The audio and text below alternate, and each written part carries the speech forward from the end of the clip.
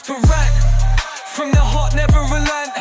This is the Tottenham supplement. Money well spent, feet stomping, heart stomping, ready for the event. Chasing glory every moment, heaven sent.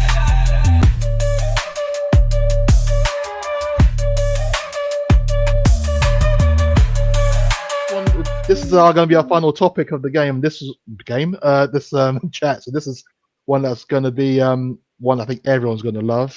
3, 2, 1. Hey, there we go. Oh, let the fire begin. Opened up and doors.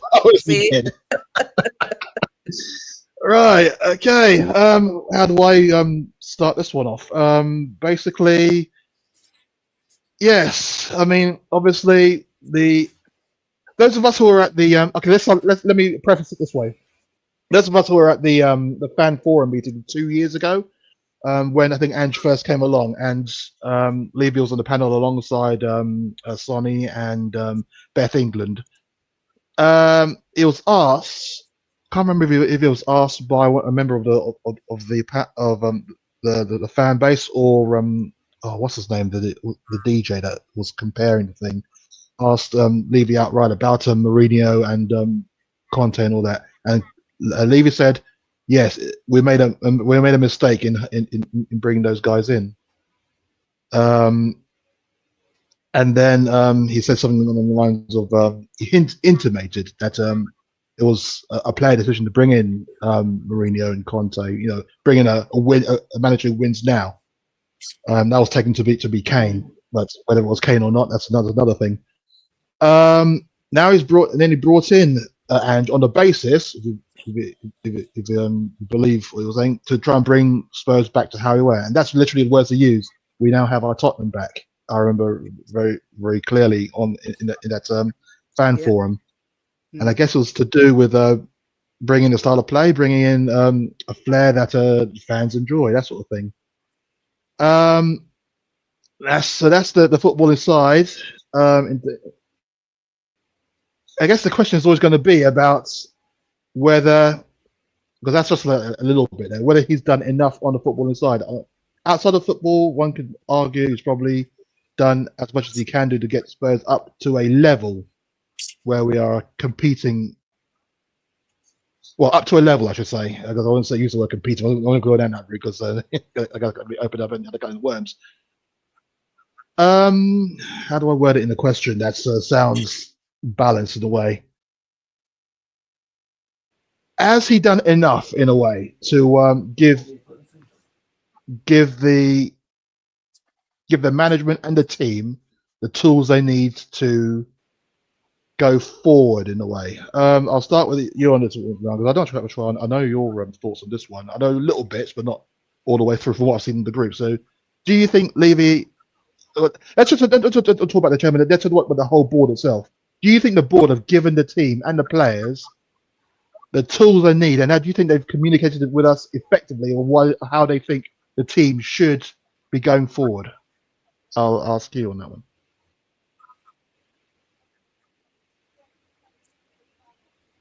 Oh, that's for you, Ryan. Sorry. Oh, sorry. Okay. Just wasn't sure I couldn't hear. Yeah. Short answer, no. They haven't. Well, they have. When you think of facility-wise, they've done enough to satisfy a club of even Real Madrid's stature. However, we wouldn't be able to. We could supply the facilities, but I think they'd even struggle to sign players the way we do.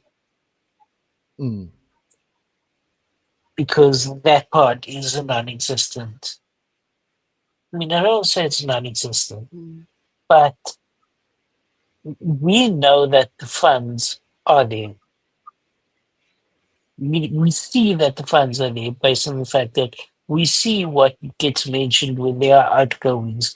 We see the amount of money that they received from the Kane deal. We see the amount of money they received from the Bale deal, which, okay, the Bale deal we then invested horribly over those couple of years. or in that window. But to have them only yearly we brought in, okay, Solanke, which has been a very good signing as far as I'm concerned. I do love the way he plays. I didn't realize until he started playing for us how good of a player he was and what he does what he does in our team. I see why we spent that money on. The Johnson deal was also money spent. And then the rest were youngsters, and we can see why the youngsters have been bought. But it almost feels like there needs to be more, because I get that it might be a quality over quantity thing, but we are lacking in quantity right now. And we might not get as high a quality player if we were to bring in more players. But more players are what is needed. I mean, I could say yes, we should have they should be bringing in bodies, and we do need bodies, but we need capable bodies on top of it. We can't have Hmm. bodies that come in, can't keep up with how we play, and then. Yeah. Yeah. So I feel like they should be doing more, because they have not helped the manager. They aren't helping those players, and those players have got to be feeling let down at some point. I think the only thing that's keeping the players going is the fact that we are still in to possibly win the Carabao Cup. We are still in the FA Cup. We are still in the Europa League. And we might have to win safety. And that might be the only driving forces, because they are definitely noticing that. I think it was Romero that said, you look around and you see the same faces. Hmm.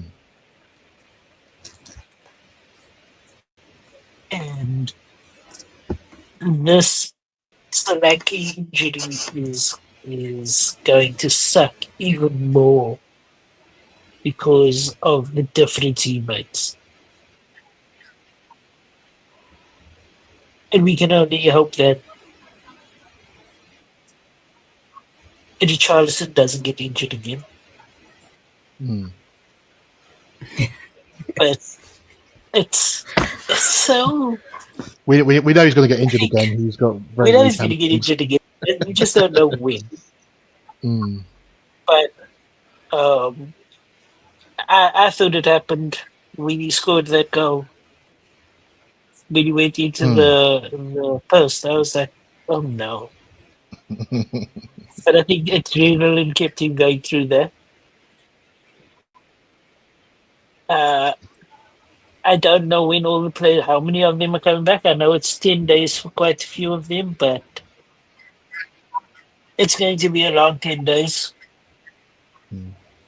And hopefully we are still fighting on all fronts by then. But if we aren't, I really do think this is the first time. I've always been, I've never been against Daniel Levy.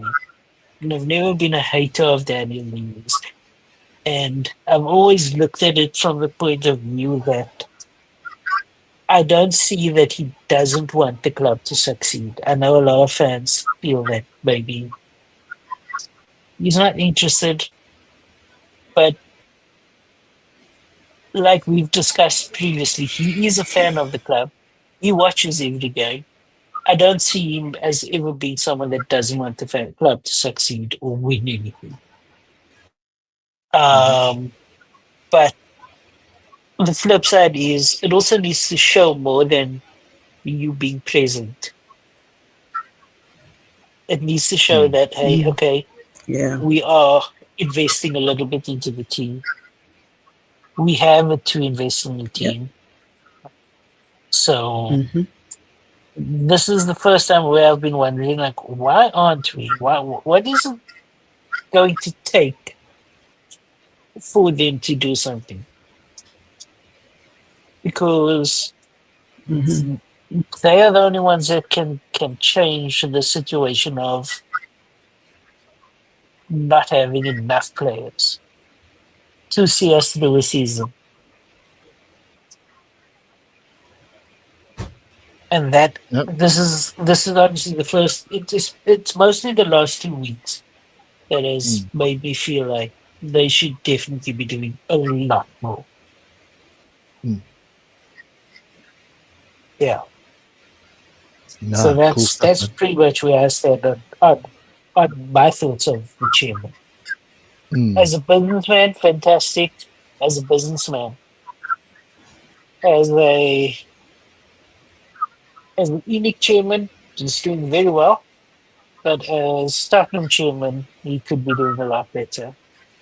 Other than the stadium being fantastic, the food looks fantastic, but what's happening in the middle needs to be helped at Yep. least.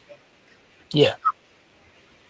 Nah, cool stuff, man. Yeah, it's kind of like a delicate balancing act. Yes. Well, the floor is yours, Mhm. Ange. All of us who are in the group, we know Well, your kind of thoughts. So, just I guess articulate it in well, person. I don't know on Daniel Levy because I mean, at the end of the day, there's absolutely nobody right that can say that Daniel Levy is not an exceptional businessman. Right, he is, and I've always said that, and I will always maintain that he is. Like, I mean, look, at the end of the day, he has created this wonderful stadium. You know, he's gone out there and he's touted for the funding. You know, he only got X amount of million from the government, not as much as Man U are trying to get out of the government, not as much as West Ham. He did get a little bit, but it's tiny. It was a drop in the ocean. So at the end of the day, he's a wonderful businessman. Now, for the football side of things, that's where the buck stops. It stops there. Like getting Beyonce's signature to perform this summer, Daniel and his team, he could get anyone. He got the Stones. I mean, they're not touring now, but he got the Stones. Come on. Who can get the Stones to come to Tottenham? Daniel Levy could get the Stones to come to Tottenham. Do you know what I mean? Mm-hmm. That's an amazing feat. But when it comes to the football, unfortunately, it falls really short. And I think it's a case of the analogy that I said before, when we were kids and little Timmy had the sweets and we didn't, and we could not understand that in our brains, why we couldn't have the sweets, but Timmy could. It's the same with Tottenham. When we look at other clubs and we look at the activity and we look at the money that they spend and we look at the wages that they're willing to pay, and even though clubs like Man U are scaling back because Jim has gone in and said these kind of wages aren't happening anymore, but we've seen season after season how much that they were willing to play to get the right players to play for them. The same with Arsenal. Look, up until what was it, like 10 years ago, Arsenal had a salary cap. Under Wenger, it was 60,000 a week. That's why they lost the likes of Ashley Cole. There was a salary cap at Arsenal, right? That salary cap was lifted. And then you could see the quality of player that they were able to try to attract to their club. We don't have that, right? Amazing club. Tottenham is an amazing club with its history, with its own history, which is always forgotten because everyone goes, "Oh, let's have a look at your trophy cupboard." We have got trophies. But at the same time, it's like when we see other clubs like attracting, like figuratively, like Messi's and Ronaldo's, and we're just attracting people like we've never heard of. Like people have said, "I've never heard of this Tell. Who the bloody hell is he?" You know, when you've got situations like that, the fans are like, well, why aren't we going for like the Messis and the Ronaldos of this world? Why are we going for like what's perceived as second rate? I mean, there may very well not be, you know, but why are we going for what's perceived as second rate players? What's Levy doing? Levy's just a cheapskate. Levy's just this. Levy doesn't want to pay the wages. Levy only wants to pay this. Levy, do you know what I mean? And it's like the optics are really important to the football world, and the optics are really important to our fan base, because everyone knows how volatile our fan base is. And Daniel Levy should know that. Daniel Levy should know that. He should know better. The optics are what is most important to us as fans. And the optics are saying to us, Daniel Levy doesn't give a damn about the football. Daniel Levy only gives a damn about the entertainment side. Concerts, NFL, rugby, boxing, F1. And that is the optics that... Donna Cullen is our PR and comms. Hello, Donna. So, there needs to be more communication from the club to the fan base, because I don't know what THST are doing. I don't know what what was it, the fan, whatever, what was it, those 4 or 5 guys? There's a couple of women and a man. What are they called? The fan... I can't remember the name of them, but they came in, what was it, last season? I don't know what they're doing, because where is that bridge between fan base and board? I'm not saying that we need to be privy to everything that's happening in the boardroom. On the contrary, but what I think needs to happen is there needs to be that communication. And because there's no communication, we're here coming up with all sorts. When who knows what they're doing behind the scenes? We don't know, do we? But if they just communicated to us, then we'd be like, oh, that press report about Garnett, Tottenham putting in a cheeky sort of like little phone call to Man U about Garnacho. We would then turn around and say, that's a load of rubbish. Tottenham have not put in a little cheeky phone call to ask Man U about Garnacho, because we would have had a nice little press report coming through, with plans that they are trying to put into place. A gist of plans, because you can't show all your cards to the opposition clubs. You can't do that, but a gist of plans. So we see the likes of Arsenal spending. We see the likes of Chelsea spending. We see, the Conkeys are backing Arteta to a certain extent. We see what's happening at Liverpool. We see what's happening at Chelsea. And then we come to Tottenham and we're like, well, what is Daniel Levy doing? What is he actually doing to propel this club to the heights of what it could be? What is he actually doing? Where are our Messis and Ronaldos? Where are they? Why are we going for, I rate Kinski, £12 million player, 12.5 million pound player. Why aren't we going out there? Why aren't we buying £100 million players? Okay, we sold off Kane, 100 to Bayern. Why aren't we going out there and spending 100 million on a good solid player? Why aren't we able to play a good solid player, 250, 300 grand a week, to attract the best to our club? And the fans look at it like, well, hold on, if we're generating all this revenue from the entertainment side of the business, what's happening to the football? And that's why I talk about optics. The optics are what is damaging our club, because the optics to the fan base, the optics to players, the optics to potential incoming players, the optics to the general football world is that Daniel Levy only cares about Tottenham as an entertainment entity. We got the hotel coming. We've had Tottenham Hotspur removed from our crest.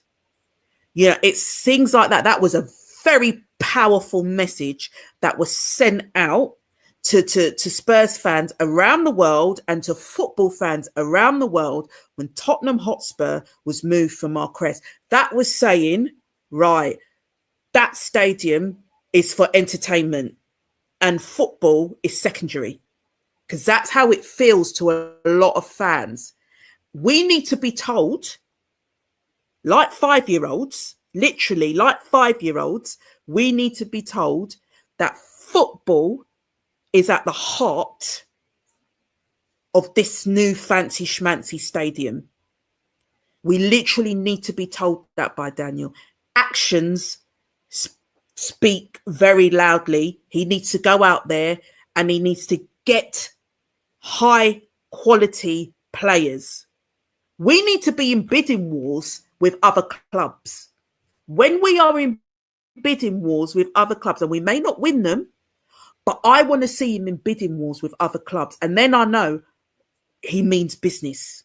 He means, if we're going into a bidding war against like Liverpool and Arsenal and, you know, Man U and Chelsea and now Bournemouth and Forest, they've got to be added up there. If we're going into bidding wars with these sorts of clubs, then I'm like, Daniel, he's doing something. He's doing something. He is actually going out there and doing something. I need to see it. I need to see the actions. And then I need to see the words. And I'm not seeing either. And neither is a lot of the fans, which is why we've got the, you know, Levy out, Levy out, Levy out. I personally think Levy has taken the club as far as he can take it.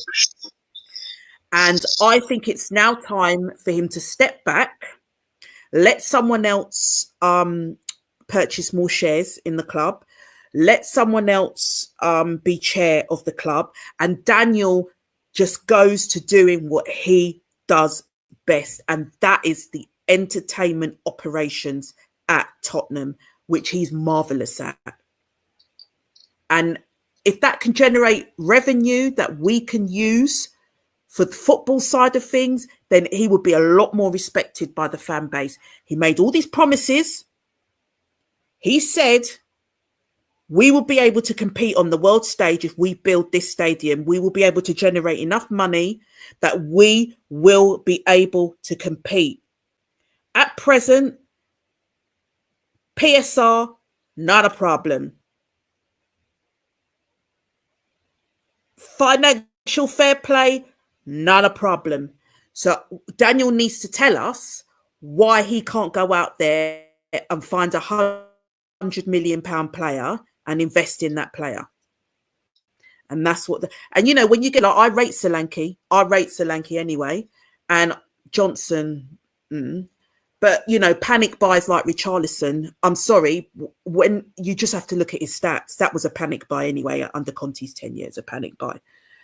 But then, you know, fans will argue, but we've gone for Solanke and we've paid all that for Solanke. We've paid all that for Richarlison, 120 million. We could have gone out there and got 120 million striker that was going to bang in 20, 30 goals a season, you know?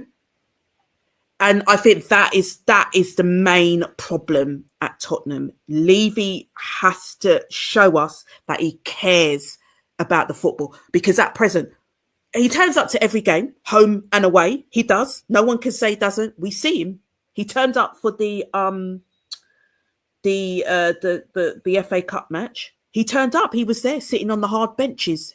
The three of them, Cullen, Lange, Levy, they were all there. He follows Tottenham around the country. No one can say he doesn't. But that, I'm afraid, Chris, is not enough. I hear you. I just had a message from Shubes, one of our. That's just coming on soon. But I've always said he's a brilliant businessman. Yeah. I mean, that's what I said. I've always said he's a brilliant businessman, but he needs to step away from the football now. He's been there for over 20 odd years, and I think now is the time to say, I've taken this club as far as I can. But because he's got ego, we've all got egos, but because he's got ego and because the fans want it, and because the pundits have been calling him out, and because the press have been calling him out, he won't leave. He won't leave that post. He will not leave it because his ego will not allow him to leave it, because it would then be like, they've won. You know, I'm not going to do what those people want me to do. Daniel, you will still retain your shares. No one can take those shares away from you unless you sell them. Daniel, they're still yours. Daniel, you can still build your hotel. You can still build the hotel. Daniel, the stadium will still belong to ENIC. So please do the right thing, Daniel. Step down as chair and let somebody else. And Joe Lewis, he's another one. Sell some of your shares and let someone else come in and chair that club who can bring us to the next step forward. Because we're in this youth rebuild, then come on, we need someone that can just bring us to the next step forward then. If we're in this new rebuild for the team and going with youth, then we can be in a new rebuild for our board. So I was just going to say, this is for both of you. Obviously, a lot of deals made about the structural changes, where there's like a buffer around the director of football, basically the committee, as I call it, on the group. That doesn't sway either of you, that you feel there should just be a complete break and a complete change of everything?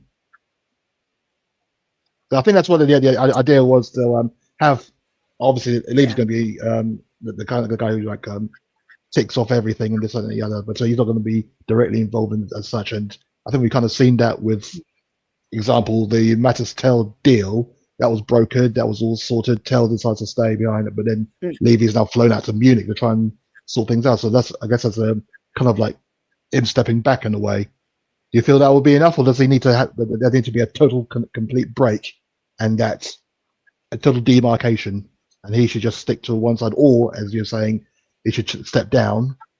Or, I mean, I suppose how would you kind of word it? I'll go back to you, Andrew, on that one. I think there needs to be a clean break, and there needs to be a clean break because we need to rebuild our reputation. Because at the moment, the reputation of Spurs is that we've got a skinflint chairman who will not invest in the club, who doesn't care about the club, who only cares about Beyonce. That is the general consensus of a lot of people out there. And I think and I think that is a major problem in attracting the level of player that we do need. There's only so much that the stadium and Hotspur Way can do to attract that player.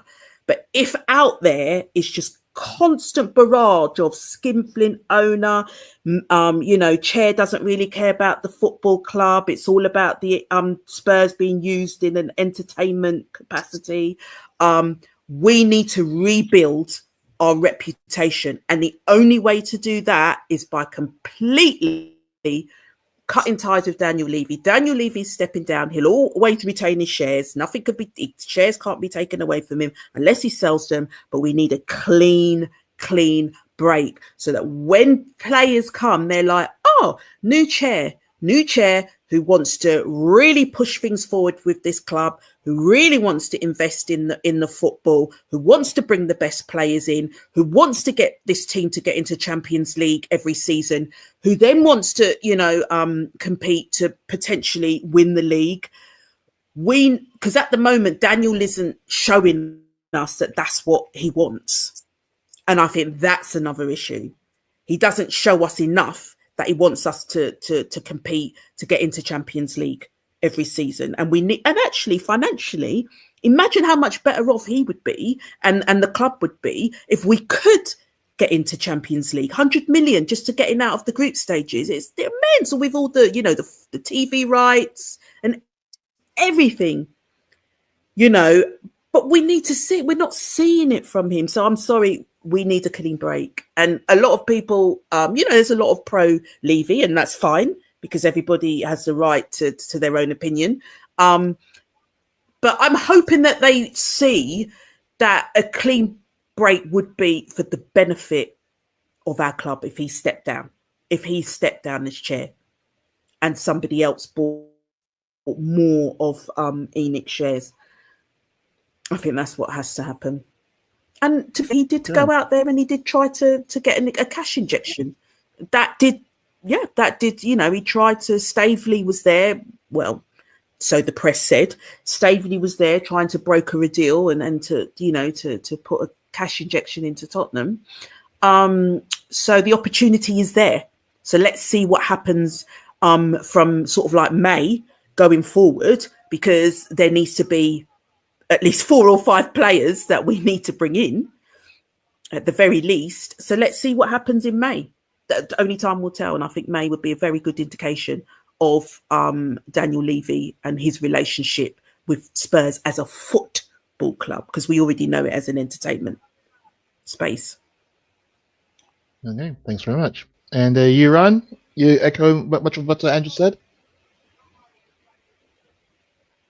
I've always been on the side of the uncertainty with regards to change of ownership, because for the main reason that Yeah. you don't know what you are going to get. Yes, getting a Saudi owner in with billions who doesn't care about the club, which will also be a problem for some fans. If you are seeing if your chairman was like Man City's chairman, who I think he's only been to 2 or 3 games since he's owned them, which was the Champions League final, and I think the Premier League, when they won the Premier League. And he's never seen any other time. And I think our fan base would still not be happy with that. I don't know. I find our fan base tends to like to find a problem. But with ownership, it's so tough. I also don't see Levy leaving because the club is still making him money. The footballing side of Tottenham still makes him money. He's still selling season tickets. He's still filling seats. He's filling even more seats with the concerts. He's filling even more seats with the NFL. And the F1 karting, I don't know how successful that is, but I'm certain it's successful. I'm certain once the hotel is built, that too is going to be successful. And it's almost the cash cow linked to Tottenham Hotspur is so immense that to see him loosening his grip on it is almost impossible. But I don't know why it would be impossible to employ someone who is more football oriented to run things a little bit. Whereas if you can still do everything else, but as someone running the football side, you can still be visible, but have a football person running the football side. And I don't mean a director of football, because when in the history of Tottenham Hotspur as a director of football even worked? I think the first time we had one was with One Day Ramos. I think that was the first one. And that didn't work. And then we stopped it, and then we did it again, and it didn't work. And now we're doing it again, and it doesn't work. So I don't think a director of football, or we are probably getting the wrong director of football every single time. So recruitment needs to be looked at there too. But I don't think John Lewis is going to give up his shares, because the amount of trouble he's in, or was in, I don't. As long as Tottenham is making money for them, I don't see them giving it up. No. It's all in trust for his kids, so no. Yes. Right? So yeah, it's tough. And like I said, if anything, and we could get someone that knows how to run a football club to come in and run the football club on behalf of Daniel Levy, maybe it will improve, but we don't know how constricted that person would also be. Because it seems like everyone else is also constricted by something or other, whether it's not spending money or what it is, but there's definitely restrictions for what is going on and what has been going on. There's always restrictions with regards to transfers, where we might only get one player in.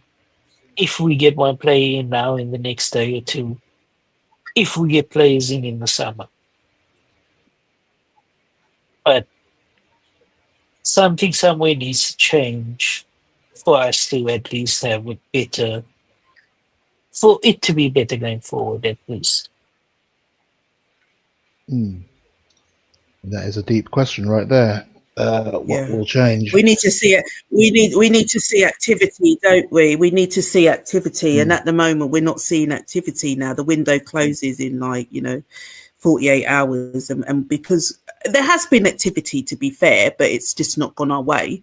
And I think that's the problem. And I think a lot of people are saying, well, if he was quick enough, or if he made more money available, or if this, that, or the other. But I don't think it's as easy to say just to for him to step aside. I think the problem is he's still financially, he would still have that kind of control, because it's all very well getting another sort of figurehead in as a chair, but what control would they have on the financial side of things? That's why we need that clean break. We need someone who's going to invest in the club, who will then come in and be that chair, who will then make that money available and to act quicker.